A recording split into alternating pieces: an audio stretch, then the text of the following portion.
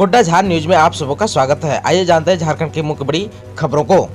विश्वविद्यालय शिक्षकों को खुशखबरी, सरकार देगी 7वें वेतनमान से चिकित्सा एवं आवास भत्ता। राज्य के विश्वविद्यालयों के शिक्षकों को भी शीघ्र ही 7वें वेतनमान के अनुसार चिकित्सा तथा आवास भत्ता मिलेगा। उच्च एवं तकनीकी शिक्षा विभाग ने कहा है कि विश्वविद्यालय शिक्षकों को 7वें वेतनमान के अनुसार चिकित्सा भत्ता एवं आवास भत्ता देने की कार्रवाई प्रक्रिया अधीन है। विभाग ने यह जानकारी विधायक राज सिन्हा द्वारा पूछे जाने वाले अल्पसूचित प्रश्न के जवाब के रूप में दी है। हालांकि विभाग ने यह नहीं बताया कि इस वेतनमान में भत्ता कब से दिया जाएगा। अभी तक विश्वविद्यालय शिक्षकों को 6ठे वेतनमान के तहत ही भत्ता मिल रहा है। बता दें कि राज्य कर्मियों को 7वें वेतनमान में यह भत्ता 1 अप्रैल 2018 से ही मिल रहा है, जबकि विश्वविद्यालय शिक्षक इससे वंचित है। झारखंड में निजी कंपनियों में 30,000 तक वेतन वाले पद स्थानीय लोगों के लिए होंगे आरक्षित। झारखंड सरकार प्रदेश में खुलने वाली निजी कंपनियों में 75% आरक्षण स्थानीय लोगों के लिए सुनिश्चित करवाना चाहती है और इसके लिए विधानसभा में बिल लेकर आने की योजना है। बिल पास होने के बाद यह कानून का रूप ले लेगा, लेकिन इससे पूर्व कैबिनेट की अनुमति आवश्यक होगी।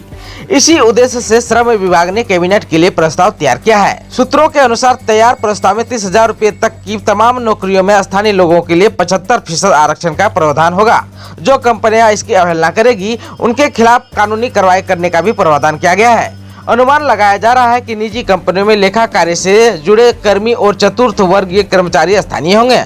प्रस्ताव पर विधि विभाग, कार्मिक विभाग और वित्त विभाग की अनुशंसा भी प्राप्त किया जाना है। झारखंड में अर्थव्यवस्था को सुधारने के लिए इमर्जिंग झारखंड की शुरुआत। दिल्ली के बाद रांची में इन्वेस्टर्स बैठक की तैयारी। झारखंड की अर्थव्यवस्था को पटरी पर लाने को लेकर सोरेन सरकार ने इमर्जिंग झारखंड का आगाज कर दिया है। कोरोना काल में संकट में आई राज्य की अर्थव्यवस्था को फिर स्मृत बनाने के लिए सीएम हेमंत सोरेन सरकार ने राज्य में औद्योगिक निवेश को आकर्षित करने के प्लान पर काम करना शुरू कर दिया है। हेमंत सोरेन सरकार ने इसे धरातल पर उतारने के लिए इंडस्ट्रीज को पिछले दिनों दिल्ली में इन्वेस्टर के साथ बैठक की थी। स्टेक होल्डर मीटिंग के अगली कड़ी के रूप में अब रांची में भी ऐसी ही एक बैठक के आयोजन की तैयारी की जा रही है।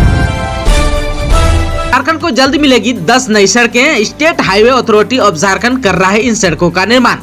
State highway authority of Jharkhand द्वारा क्रियान्वित और पथ निर्माण विभाग द्वारा बनाई जा रही करीब 10 नई सड़कें जल्द ही राज्य को समर्पित करने जा रही है। आधिकारिक सूत्रों के मुताबिक इन महत्वपूर्ण सड़क योजनाओं का काम अंतिम चरण में है। इसके अलावा सुंडीपुर से पंसा रोड कोयल नदी पर एक महत्वपूर्ण पुल भी निर्माणाधीन है, जिसका काम लगभग पूरा हो चुका है। इसे जल्द ही चालू करने की उम्मीद जताई जा रही है। राज्य सरकार, साज और पथ निर्माण विभाग इन योजनाओं को जल्द से जल्द पूरा कर इन्हें आम लोगों के लिए चालू करने का प्रयास कर रहे हैं।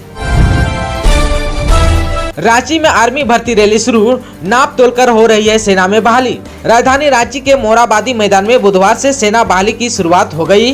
पहले दिन बहाली प्रक्रिया में 54 युवाओं को मेडिकली फिट घोषित किया गया। बहाली सेना में क्लर्क पद के लिए थी। इसमें झारखंड के विभिन्न जिलों के करीब 1014 अभ्यर्थियों ने दौड़ में हिस्सा लिया। दौड़ में पास हुए अभ्यर्थियों का फिजिकल जाँच हुई। फिजिकल जाँच में फेल होने वालों में ज्यादातर संख्या चेस्ट में फेल होने वालों की संख्या थी।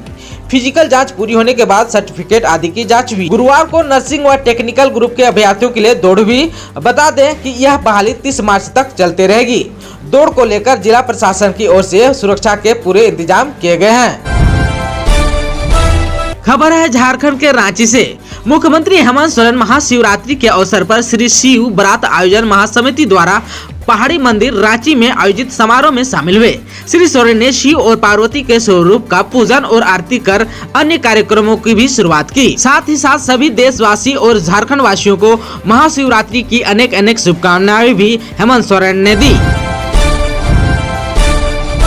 झारखंड के गाड़ियों के आगे आर्मी, प्रेस, पुलिस प्रशासन जैसा बोर्ड लगाना वर्जित है, आदेश जारी कर दिया है। झारखंड सरकार के परिवहन विभाग ने गाड़ियों के आगे आर्मी, प्रेस, पुलिस प्रशासन जैसे बोर्ड लगाने की पूरी तरह प्रतिबंधित किया है। वाहन के शीशे के भीतर भी किसी तरह के बोर्ड, पट या किसी शब्द का उल्लेख नहीं किए जाने का आदेश जारी किया है। सरकार के परिवहन विभाग ने विधायिका, न्यायपालिका व कार्यपालिका के कई लोगों को नेम प्लेट व बोर्ड लगाने की अनुमति दी है। किसी भी परिस्थिति में नेम प्लेट होने पर रजिस्ट्रेशन नंबर ढका नहीं होना चाहिए। नेम प्लेट का आकार 18 गुणा 6 इंच से अधिक नहीं होना चाहिए।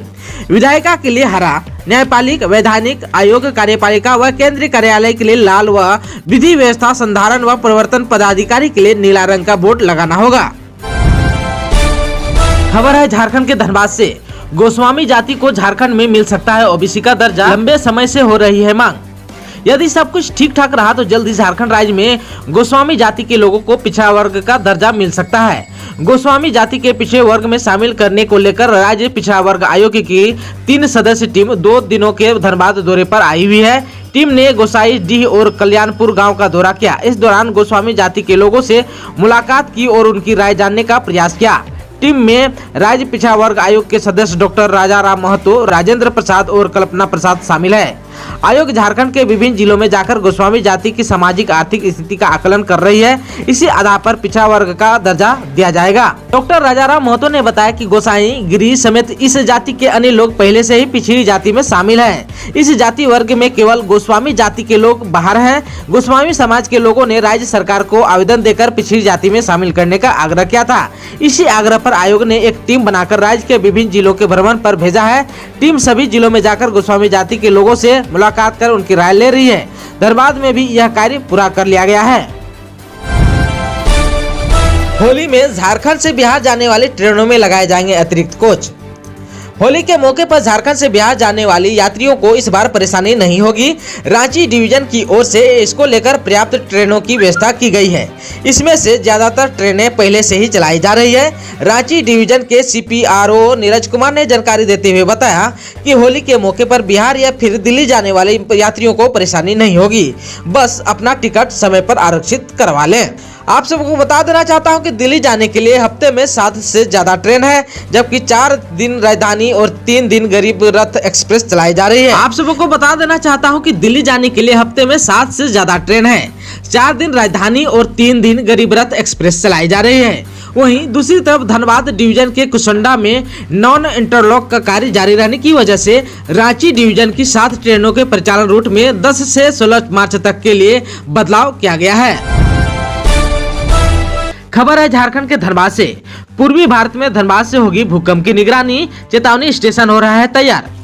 पूर्वी भारत में भूकंप की निगरानी में धनबाद का अहम रोल होगा। भारत सरकार के वित्त सहयोग से धनबाद IIT कैंप्स सहित पूर्वी भारत में कई स्टेशन स्थापित किए जा रहे हैं, जो भूकंप से संबंधित अध्ययन में कारगर होंगे। आप सबको बता देना चाहता हूं कि अब तक जो है भूकंप की भविष्यवाणी संभव नहीं है, लेकिन ट्रायल बेसिस पर यह भूकंप निगरानी प्रणाली है जो कि कारगर साबित हो सकता है। तेल अवीव विश्वविद्यालय का सहयोग इस प्रोजेक्ट में IIT धनबाद को मिल रहा है। IIT धनबाद अप्लाइड जियोफिजिक्स विभाग के डॉक्टर PK खान उक्त प्रोजेक्ट की मॉनिटरिंग भी कर रहे हैं। धनबाद IIT कैंप्स में स्टेशन इंस्टॉलमेंट का काम लगभग पूरा हो चुका है।